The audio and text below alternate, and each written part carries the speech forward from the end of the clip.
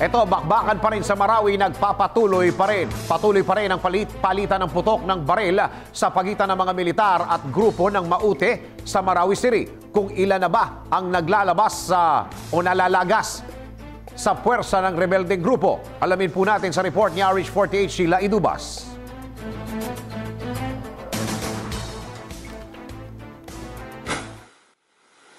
Walang tigil ang automatic gunfire at mga pagsabog ng mortar shells sa iba't ibang lugar sa Marawi City sa nagdaang magdamag. Sa report ni RH19 June Dimakutak na nasa Marawi, buong gabi at hanggang ngayong umaga ay walang hinto ang magkakasunod na mga putok ng automatic rifle, gayon din ang mga pagsabog.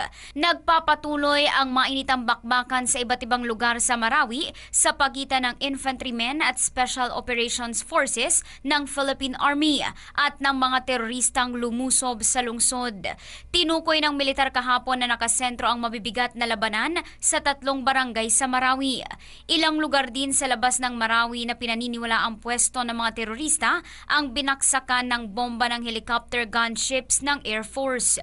Pinasok kahapon na malaking puwersa ng militar na suportado ng choppers, armored personnel carriers, military trucks at 4x4 vehicles ang Marawi na sinundan agad ng umaatikabong magkakahiwalay na bakbakan sa mga lansangan ng lungsod. Para sa MBC Network News RH48, Sheila Idubas, naglilingkod sa pagbabalik. I-like po ang page ng DZRH News Television para updated at i-share ang trending news na balitang ito para mas marami ang makabalita. At mag-comment para alam namin ang opinion mo.